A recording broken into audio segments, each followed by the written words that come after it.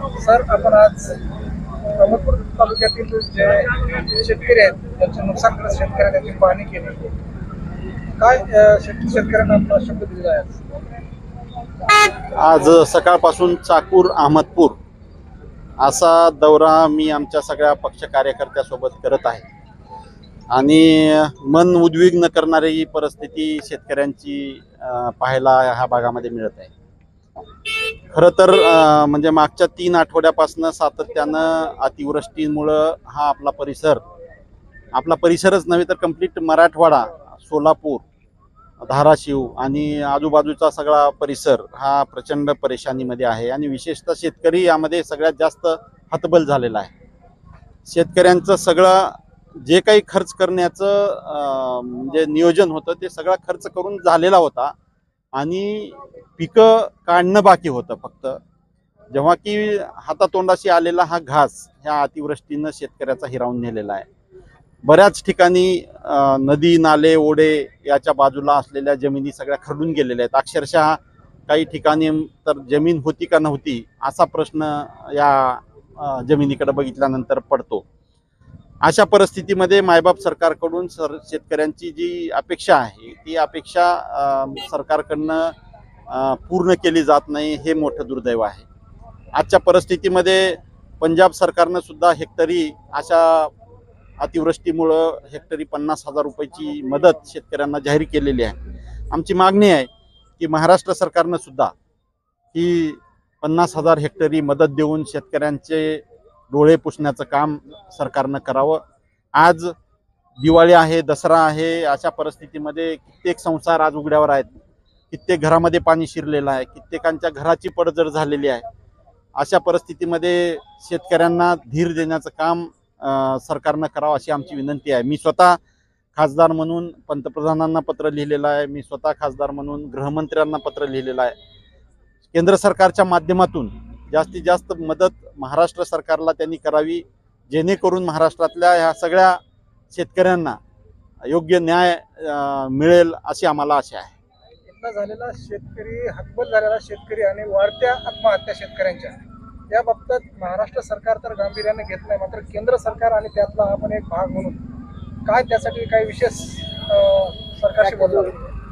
दुर्दैवानं सांगावंसं वाटतं की ह्या सरकारनं वर्षानुवर्ष शेतकऱ्याचं उत्पन्न दुप्पट करू, शेतकऱ्यांना म्हणजे सधन करू अशा पद्धतीच्या घोषणा वारंवार या सरकारनं केलेल्या आहेत. पण दुसरीकडं पद्धतशीरपणे शेतकऱ्यांची एक प्रकारची म्हणजे लूट ह्या सरकारनं विविध माध्यमातून, मग पहिलं GST मधून असो, MSP मधून असो, ह्या सगळ्या माध्यमातून वाढलेल्या भावामधून असो, म्हणजे शेती अवजारं असतील, खतं असतील, बी बियाणं असतील, यांचे वाढलेले जे भाव आहेत ह्या सगळ्या माध्यमातून शेतकऱ्यांना उलट लूट करण्याचं काम ह्या सरकारनं केलंय. शेतकऱ्यांना आधार देण्याचं काम ह्या सरकारनं कधी केलेलं नाही, हे मोठं दुर्दैव आहे. वारंवार लोकसभेमध्ये आमचे बरेच खासदार सातत्यानं मागणी करत असताना, शेतकऱ्यांसाठी MSPची मागणी करताना, शेतकऱ्यांसाठी वाढीव भावाची मागणी करत असताना, काही ठराविक धंदांड्यांना फायदा करून देण्यासाठी जे आयात निर्यातीचे धोरणं आहेत त्या धोरणामध्ये चुकीचे धोरणं घेऊन शेतकऱ्यांना सोयाबीनसारख्या म्हणा, कापसासारख्या म्हणा या पिकांना भाव न देण्याचं काम हे सरकार करत आहे आणि हे खरंच दुर्दैव आहे. जिल्ह्यात पूर परिस्थिती असताना काही सामाजिक माध्यमावर खासदार कुठे गेले असा प्रश्न विचारला गेला आहे. आपलं या बाबतीत काय मत आहे? खासदार म्हणून सातत्यानं मागच्या 3 ते 4 आठवड्यापासून मी मतदारसंघात आहे. मधल्या काळामध्ये नेमकं अतिवृष्टी चालू असताना माझी दिल्लीला एनर्जी कमिटीची बैठक असल्यामुळं मला 3-4 दिवसासाठी तिकडं दिल्लीला जावं लागलं होतं. नेमकं त्याच काळामध्ये ह्या लोकांनी ओरड चालू केलेली आहे. नाहीतर ढोरसांगवीला शेतकरी वाहून गेल्यानंतर पहिला जाणारा लोकप्रतिनिधी मी आहे. त्यानंतर धडकनाळ बोरगावला उदगीर तालुक्यामध्ये घरात पाणी शिरल्यानंतर, जमिनी वाहून गेल्यानंतर पहिला भेट देणारा लोकप्रतिनिधी मी आहे. लोहा कंधारमध्ये जाणारा लोकप्रतिनिधी मी पहिला लोकप्रतिनिधी आहे. लोहा कंधारमध्ये पाणी गावामध्ये घुसलं, लोह्यामध्ये घुसलं, कंधारमध्ये घुसलं, तेव्हा पहिला जाणारा मी आहे. पण काही विरोधकांना केवळ हे पाहिजे की विरोध दाखवायचा कसा, तर त्यासाठी काही लोकांनी हे चालवलेलं षडयंत्र आहे.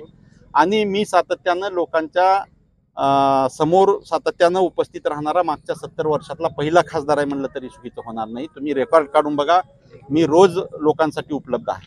सर, आपल्या निधीमधून आपण या आत्महत्याग्रस्त शेतकऱ्याला किंवा इथल्या पूरग्रस्तांना काय आर्थिक मदत जाहीर करणार? आर्थिक मदत देण्यासारखी निधी खासदाराकडे कुठलीच नसते आणि इंडिव्हिज्युअल मदत ही खासदारांकडनं आर्थिक खासदार निधीतून करता येत नसते. आपल्या खासदार निधीमधून हा जे आपण बघत असलेला पूल जे आहे हा. ते आपण हे पूल करून देणार का? मी खासदार निधीमधून नाही, पण पालकमंत्र्याच्या माध्यमातून, कारण खासदार निधी 12 तालुक्याला 4 कोटी आहे हो.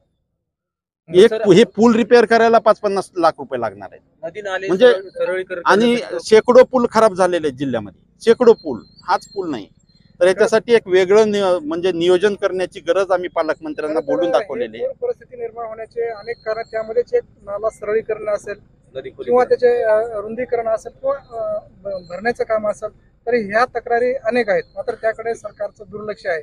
मग केंद्र सरकारच्या माध्यमातून यासाठी काही विशेष योजना राबवणार आहात? नाही, आता ह्याच्यामध्ये नाला सरळीकरण असेल, खोलीकरण असेल, हे सगळे जे विषय आहेत हे विषय हे राज्य सरकारचे विषय आहेत आणि ह्या वेगवेगळ्या विषयासाठी केंद्र सरकारची मदत मिळू शकते राज्य सरकारला, पण केंद्र सरकार इथं येऊन ते काम करू नाही शकत.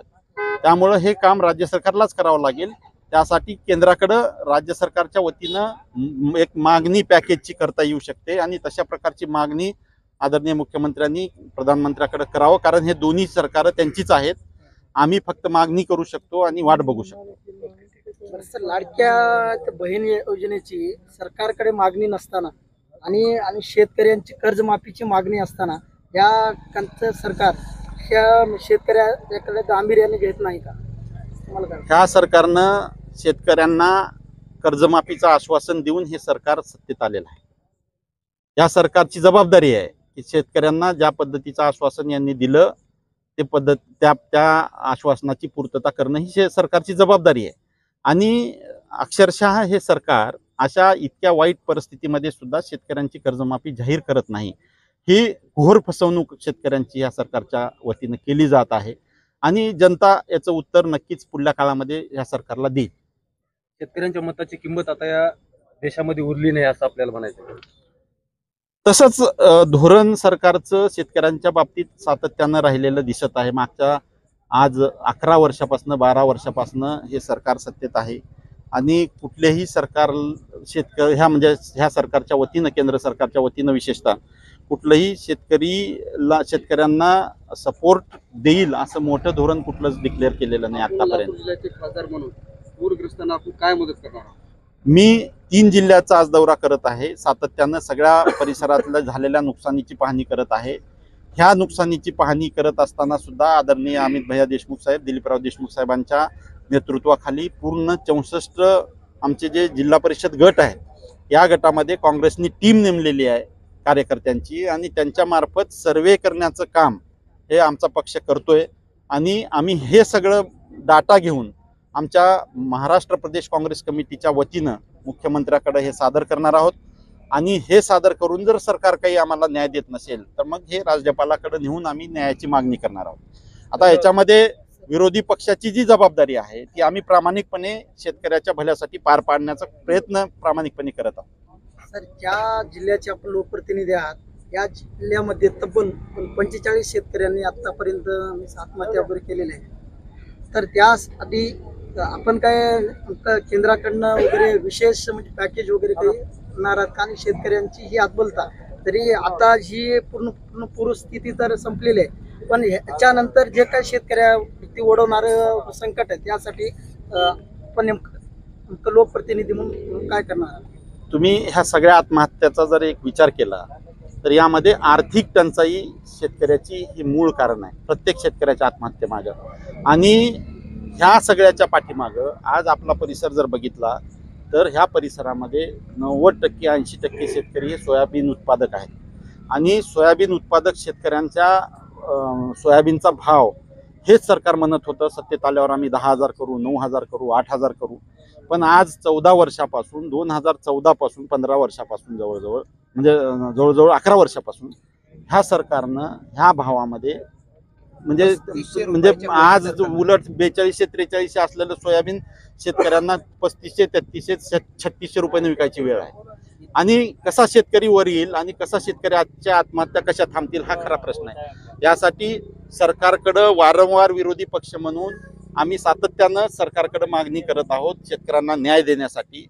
तरी सुद्धा हे मायबाप सरकार डोळे उघडायला तयार नाही. हे सरकार हे धंदांडग्याचं सरकार आहे.